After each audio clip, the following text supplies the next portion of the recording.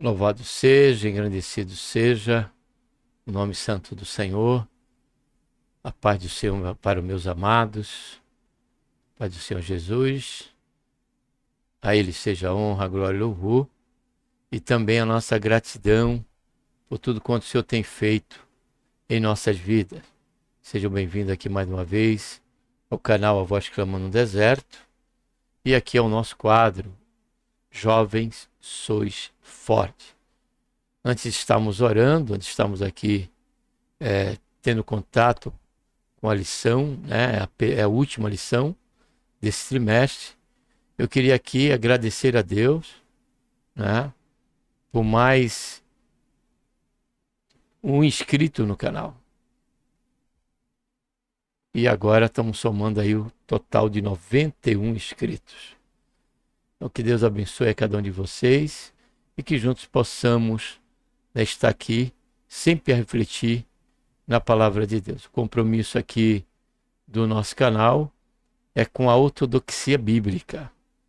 É segundo e em total dependência de Deus, para que nós não venhamos falar, Senhor, da nossa cabeça, ter considerações nossas, ainda que possamos tê-la, porém ter que ter base bíblica. O apóstolo Pedro, ele diz, aquele que falar, fale segundo a palavra de Deus. Então que você que está chegando aqui pela primeira vez e ainda não é inscrito, se inscreva no canal, acione o sininho. No nosso canal, na nossa plataforma ali no YouTube, já estamos aí caminhando para as 1000 publicações, estamos agora em 908 publicações, e o Senhor, por certo, fará nos chegar a esse número de 1000 publicações. Então você já de antemão tem uma grande esfera de escolhas, né, temas, para que você possa estar aí, né, conhecendo o nosso canal. Só aí você entrar no canal e ali na playlist, né, do canal, separe todos os quadros que são separados pela playlist, né, salvo nas playlists. Então ali é fácil de você abrir a playlist, ver os temas e de repente você está motivado ali a estar conosco, refletindo em alguma mensagem. Já vista que a palavra de Deus, ela é nova toda manhã, ela não se renova, mas ela é nova. Aquela mensagem que está ali no YouTube já há mais de um ano, que o canal tem 2 anos, mesmo assim, se você estiver ouvindo ela é para aquele momento, ela é para aquele dia, ela é nova, tá bom? Então vamos aqui, estamos aqui dentro do quadro, né, Jovens Sois Fortes. O tema central que nós estamos estudando é sobre a verdadeira religião, à luz aí da carta do apóstolo Tiago, né? E o convite que Tiago nos faz de estarmos aí buscando autenticidade com respeito à nossa expressão de fé, a nossa crença pela qual confessamos. Precisamos não só confessá-la, mas realmente estamos também vivendo, né, esta fé e esta crença. O tema último da lição número 13, né, última desse primeiro trimestre, é a lição que tem como título Conselhos para uma Vida Autêntica. Para tanto, vamos estar orando. Pai, em nome do Senhor Jesus, nos colocamos, Senhor, na tua santa presença, pedimos perdão, Senhor, dos nossos pecados. Queremos, Senhor, te agradecer, ó Pai, por tão grande salvação, pelo nosso nome escrito no livro da vida, pela esperança, Senhor Jesus, de que a qualquer momento o Senhor há de estar nos vindo buscar, para que onde o Senhor estiver, nós também possamos estar junto. Nos abençoe nesse momento, que aqui estaremos conhecendo mais o conteúdo.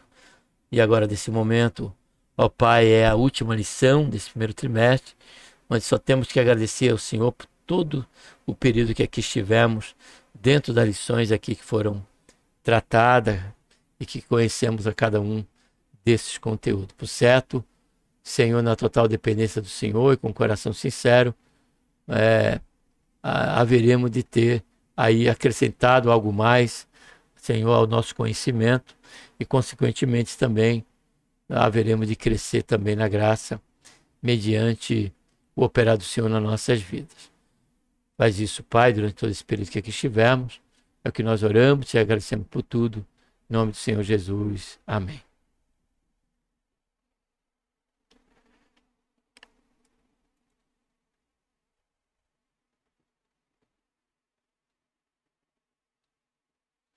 Conselhos para uma vida autêntica. O texto principal diz: se confessarmos os nossos pecados, Ele é fiel e justo para nos perdoar os pecados e nos purificar de toda a justiça. Frente a este texto principal, o que podemos aqui considerar é que, pelo fato da universalidade da culpa e da condenação em que todos nós estamos inseridos, somente e vendido ao pecado, somente pela confissão e pelo perdão otorgado pelo Senhor Jesus, de todos eles, aí nós passamos a ser uma nova criatura, e aí sim, a partir desse momento, que nós podemos sim viver uma vida autêntica, né? Cônscio da nossa fraqueza, da possibilidade de ainda cometermos algum pecado, porém, essa autenticidade pela qual buscamos viver em Cristo Jesus se dá justamente pela a confiança e dependência do agir de Deus em nossas vidas. No resumo da lição, na carta de Tiago encontramos importantes conselhos para que tenhamos uma vida cristã frutífera. Porque uma fé morta é uma vida morta, não há autenticidade nesta vida. Para ter autenticidade, ela se revela pelos frutos, pela frutificação, né, do nosso dia a dia. Texto bíblico, Tiago 5, de 13 a 20. Está alguém entre vós aflito? Ore. Está alguém contente? Cante louvores. Está alguém entre vós doente? Chame os presbíteros da igreja e orem sobre ele, ungindo-o com azeite em nome do Senhor. E a oração da fé salvará o doente, e o Senhor o levantará. E se houver cometido pecados, serão perdoados. Confessai as vossas culpas uns aos outros e orai uns pelos outros, para que sareis. A oração feita por um justo pode muito em seus efeitos. Elias era um homem sujeito à mesma fraqueza e orando pela mesma... Elias era um homem sujeito às mesmas paixões, melhor dizendo, que nós, e orando, pedindo que não chovesse, e por 3 anos e 6 meses não choveu sobre a terra. E orou outra vez, e o céu deu chuva, e a terra produziu seu fruto. Irmãos, se algum dentre vós se tem desviado da verdade, e alguém o converte, saiba que aquele que fizer converter do erro do seu caminho um pecador, salvará da morte uma alma e cobrirá uma multidão de pecados. Introdução. Chegamos à última lição do trimestre, foram lições que estudamos a carta de Tiago, conhecida por seu caráter prático, com orientações para uma vida cristã autêntica. É essa a proposta em todo o período, né, da carta de Tiago, esse objetivo. A autenticidade. Não ter nome de cristão somente. Não expressar a fé nossa no Senhor Jesus apenas. Precisamos, como Paulo disse, ser uma carta aberta. Então essa é dessa questão que Tiago trata o tempo todo. Como ele diz, aquele que, né, não consegue se ser sensibilizado pela causa de um necessitado e está em sua mão poder de socorrer, ele é um hipócrita. Ele está vivendo uma vida, uma religião vazia, sem qualquer sentido para ele ou para quem que estiver ao seu redor. Não haverá influência. Uma vida autêntica, amados, à luz da proposta do apóstolo Tiago, do escritor Tiago, é um convite, né, a uma vida que venha influenciar, venha fazer sentido tanto diante de Deus como diante daqueles que estão em nossa volta, em todas as esferas da nossa vida cristã ou da nossa vida, seja lá na questão social, familiar, profissional e congregacional. Nos versículos finais, Tiago oferece conselhos valiosos a respeito de importantes temas, como, por exemplo, oração, confissão e restauração. Vamos concluir o nosso estudo abordando 3 pontos relevantes para a vida cristã frutífera. Primeiro, a importância da oração. Segundo, o poder da confissão. E, por último, a restauração em Deus. Primeiro ponto é a importância da oração. A oração. Tiago deixa claro que a oração é uma resposta adequada para todas as situações da vida, sejam de aflição, sejam uma alegria ou doença.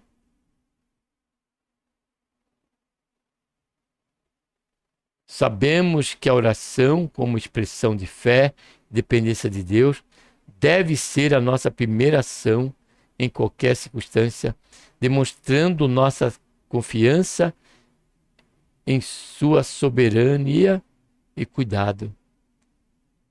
Então, a questão de estarmos passando por circunstâncias difíceis, que esteja até mesmo ligado ao pecado, precisamos confessar e precisamos orar a Deus, crendo que o Senhor vai nos socorrer. A oração nos ajuda a manter uma conexão com Deus, permitindo que Ele intervenha e nos guie em todas as áreas da nossa vida. Ou seja, a oração, né, à luz da Bíblia e do livro de Gênesis, ela está relacionada, em primeiro lugar, a uma comunhão com Deus. Não podemos também orar de qualquer maneira.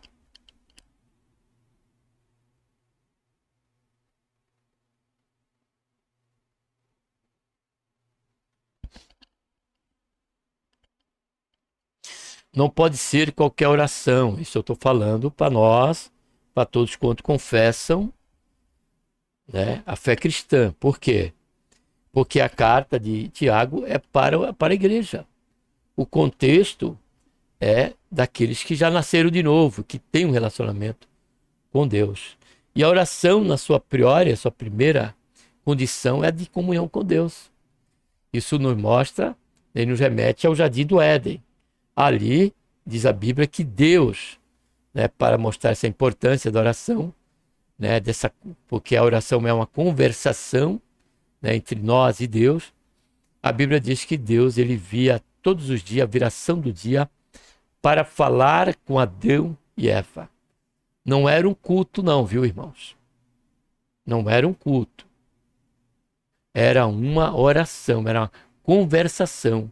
Se você olhar capítulo 3, né, de Gênesis, onde relata ali a questão da queda, observe que Deus se dirige primeiro a Adão, porque eles se esconderam. E Deus chamou: Adão, Adão, onde estás? E Adão se manifestou e ele perguntou: por que estás nu, Adão? E ele aí foi falando, houve uma conversação, Deus, Adão, Adão e Deus.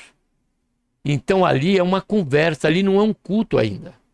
Como muitos usam esse texto dizendo que foi o primeiro culto, que ali Adão e Eva estavam prestando culto a Deus. Em primeiro lugar, Deus é que veio, e ali o sentido foi de uma conversação e que está relacionado estritamente à questão do que é uma oração. Em primeiro lugar, é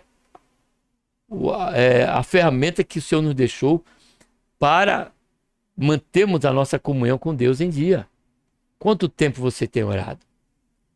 Ou você só ora naqueles momentos, na hora de comer, de almoçar, na hora de jantar, ou você não está fazendo mais isso? Na hora de ir para a cama, agradecer a Deus pelo dia, pelo livramento, durante o dia orar a Deus pedindo, adorando, agradecendo e também solicitando o seu cuidado durante aquele dia para nos guardar do mal, nos livrar de todo mal? Você tem feito isso, caro jovem? Ou você trata a oração como apenas uma esfera, né, da religião? De maneira nenhuma. A importância da oração, ela se dá em um grau maior quando se dá no que diz respeito à relação nossa e comunhão com Deus, né? E segundo, ela é um meio pelo qual nós usamos ela como uma ferramenta de intercessão. Há muitos males que podemos evitar por meio da oração intercessória, até mesmo do juízo de Deus. Portanto, nós vamos estar vendo aqui, consultando aqui a palavra de Deus, em Ezequiel. Observe aqui o que Deus disse através de Ezequiel. Ezequiel, capítulo 30, se eu não estiver enganado, versículo 22. Observe bem.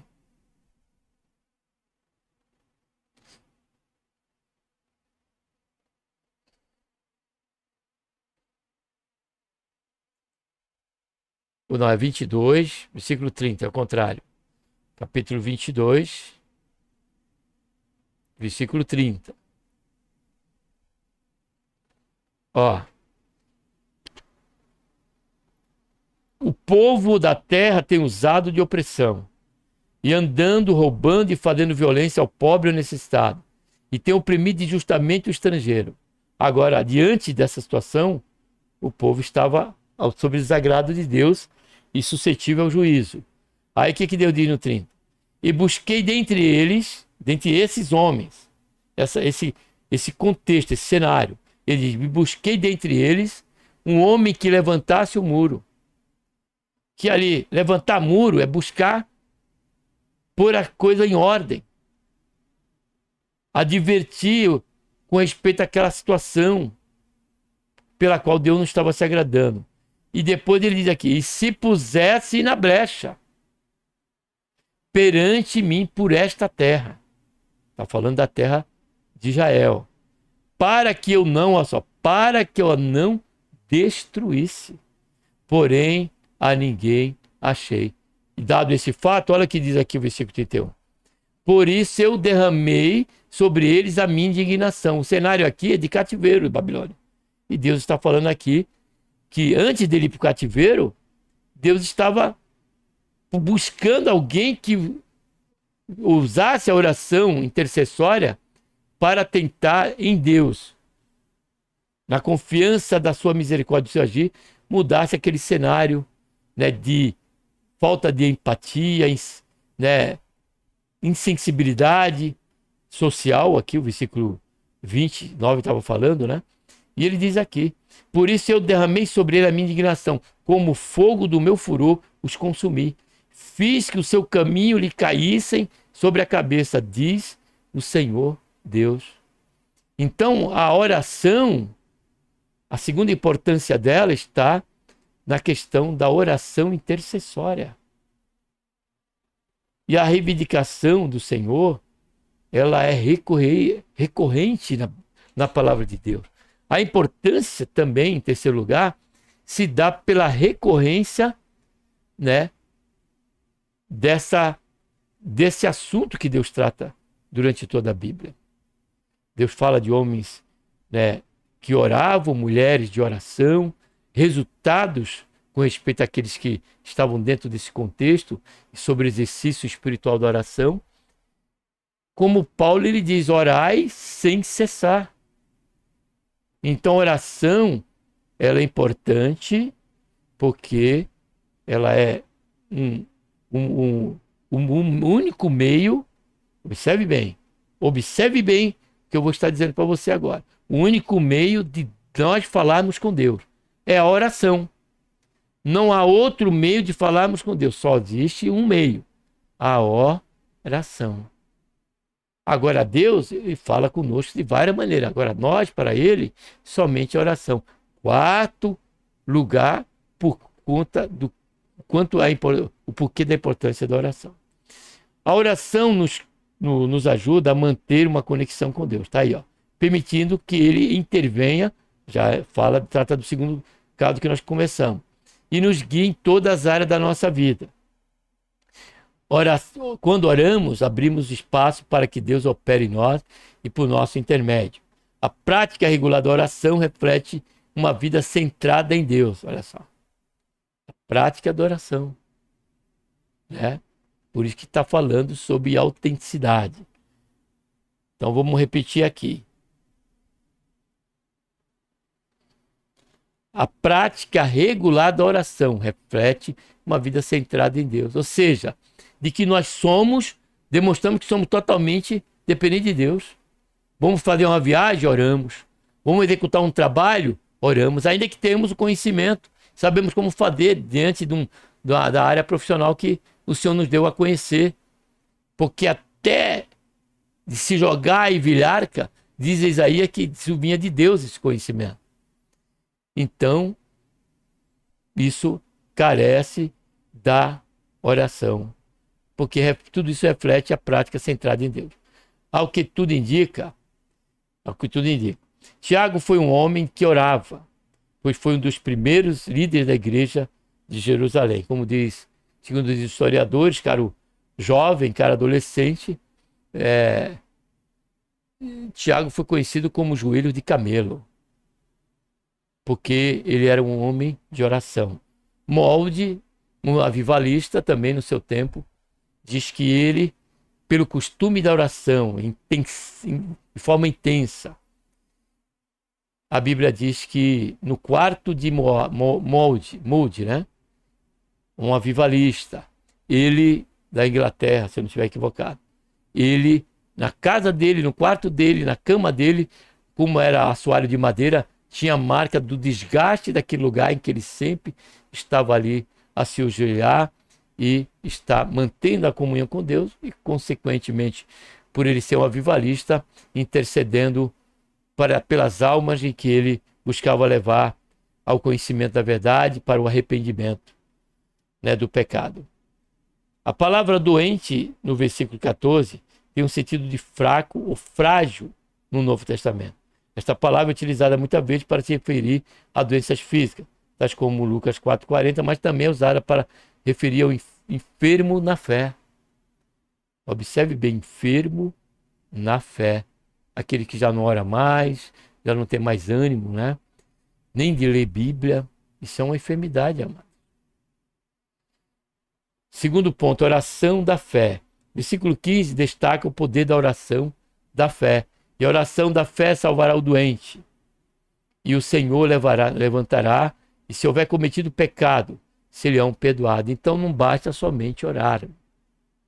A oração, ela parte do princípio que nos move a fazer isso, tem que ser a fé. Porque o Senhor diz que é impossível que aquele que se aproxima de Deus, né, ele creia que Deus é galardoador. Ele tem que ter uma fé, né, em Deus, né, autêntica, viva. Então, a oração sem fé é uma oração sem sentido algum diante de Deus. Toda oração deve ser feita com fé, crendo no poder de Deus, seja para curar, seja para libertar, perdoar, etc. A oração da fé torna-se eficaz porque se baseia na confiança nas promessas de Deus, na sua capacidade de operar milagres. Além disso, a oração da fé nos desafia a olhar além das circunstâncias imediatas e a confiar no poder de Deus para realizar o impossível. Essa confiança não é baseada em nossos méritos, mas na fidelidade de Deus. Quando oramos com fé, alinhamos o nosso coração com a vontade de Deus e Ele nos responde por sua misericórdia, nos concede aquilo que necessitamos.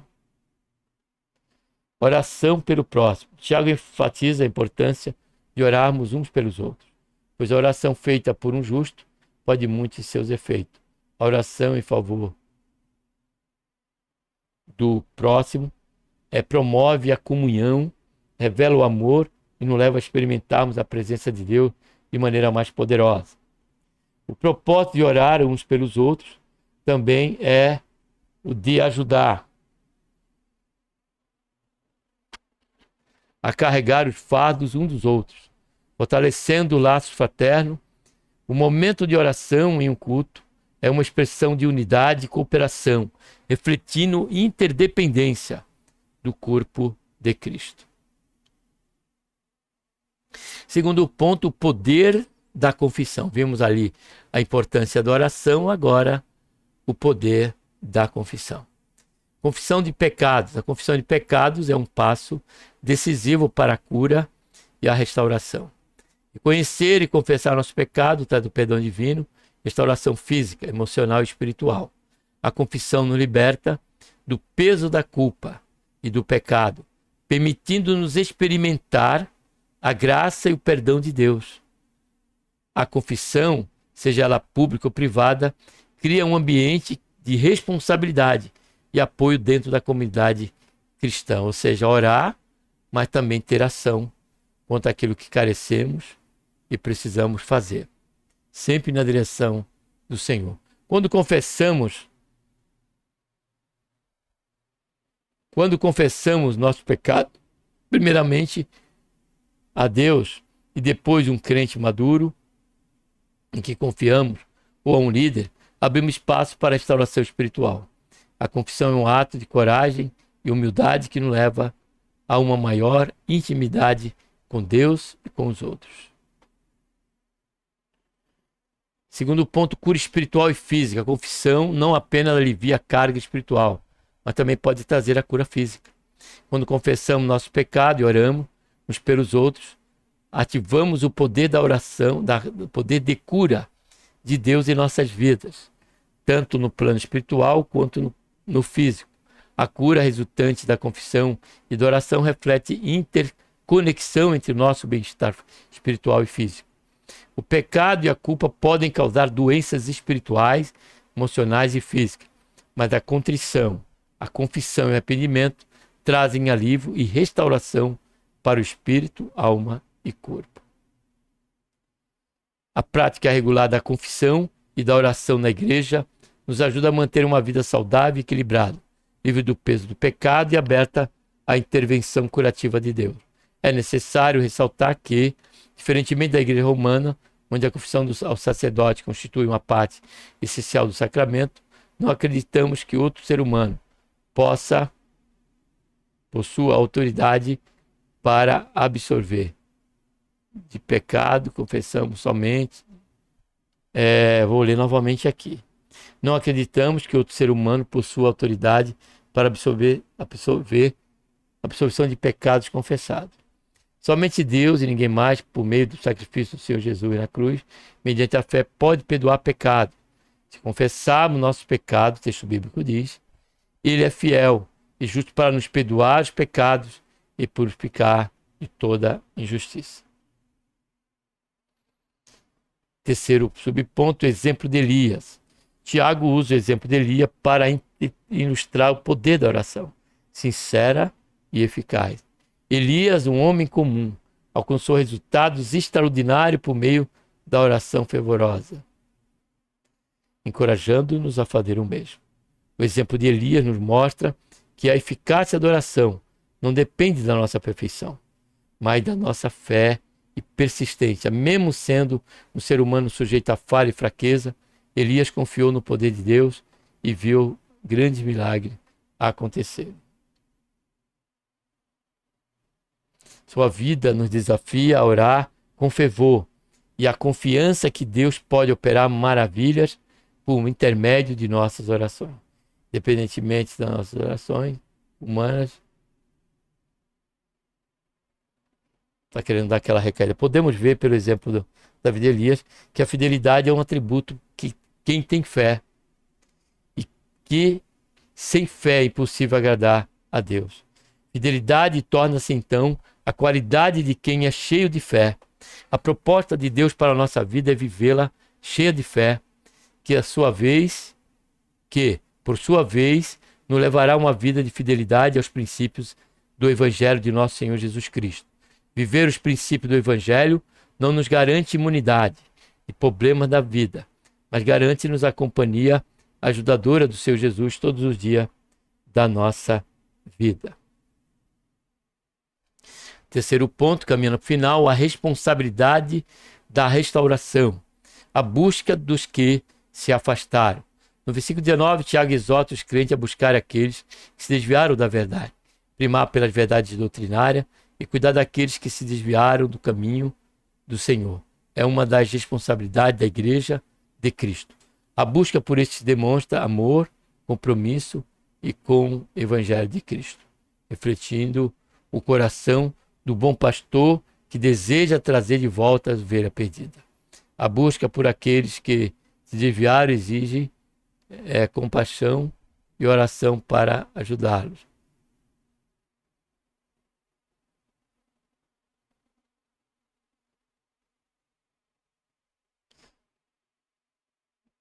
A responsabilidade com a restauração dos desviados revela a importância de viver em unidade e estar ligado ao corpo de Cristo.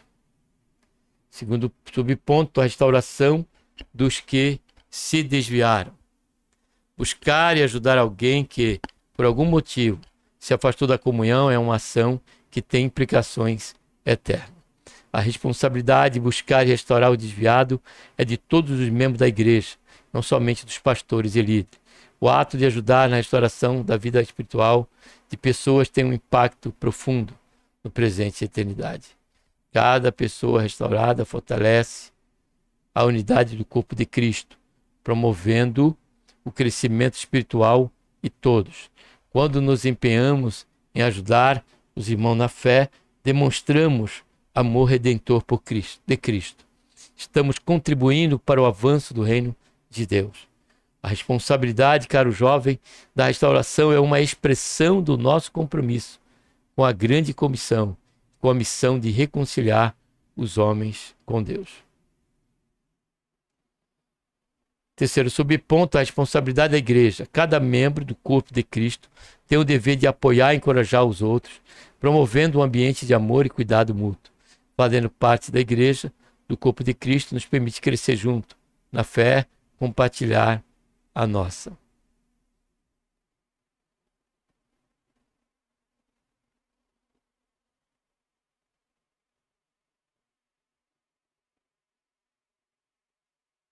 Além disso, viver em unidade na Igreja de Cristo nos ajuda a desenvolver um senso de pertencimento. Quando nos envolvemos ativamente na igreja local, contribuímos para a saúde e bem-estar espiritual de todos os seus membros. A igreja é o desempenhar e juntos, a igreja é o corpo de Cristo, onde cada membro tem um papel vital a desempenhar e juntos podemos cumprir a missão que Deus tem nos otorgado, e isso de maneira eficaz. Concluindo, os conselhos finais da carta de Tiago oferece uma visão clara e prática de como viver uma vida cristã autêntica. A oração em toda circunstância, a confissão sincera e a responsabilidade de restaurar o desviado são pilares essenciais para uma fé viva e genuína. Tiago nos chama a cultivar uma vida de oração fervorosa, promover a cura através da confissão e exercer um cuidado ativo uns pelos outros. Ao seguirmos esses conselhos, refletimos a verdadeira autenticidade cristã, vivendo de acordo com os ensinamentos de Cristo e impactando positivamente a nossa igreja.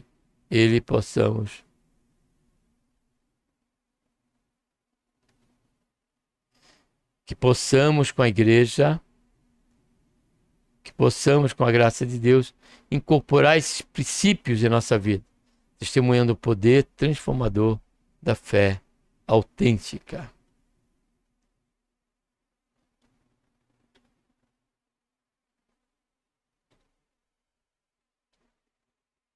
Que Deus, por intermédio de Cristo Jesus, nosso Senhor, nos abençoe. E tomamos não só a lição 13, mas todas as lições. Você tem a liberdade querendo rever, está ali na playlist do canal. Mas só temos a agradecer a Deus por todo esse período que aqui estivemos, conhecendo o conteúdo de cada lição, né, como essa que vai estar sendo tratada, a exemplo de todas as demais, em sala de aula. Amém? Vamos estar agora orando Pai, em nome do Senhor Jesus, nos colocamos, Senhor, na tua santa e gloriosa presença, pedimos perdão, Senhor, dos nossos pecados e te agradecemos por cada conselho que o Senhor tem deixado na tua palavra, como também as advertências. Por isso, Pai, queremos te agradecer, Senhor, por todo o período deste trimestre, que ele não caia no esquecimento, mas que fique patente em nosso coração a necessidade de sermos sinceros, sermos autênticos diante, Senhor, de uma cobrança de alguém. Tenha misericórdia de nós, Pai, mas que possamos ser encontrados como fiéis, como crentes que mantêm o relacionamento com o Senhor e que também venha ter um instrumento em tua mão para a restauração de outras pessoas que têm a necessidade de ouvir falar do Senhor Jesus. Faz isso, Pai, em nossas vidas, é o que nós pedimos e te agradecemos por tudo. Em nome do Senhor Jesus. Amém.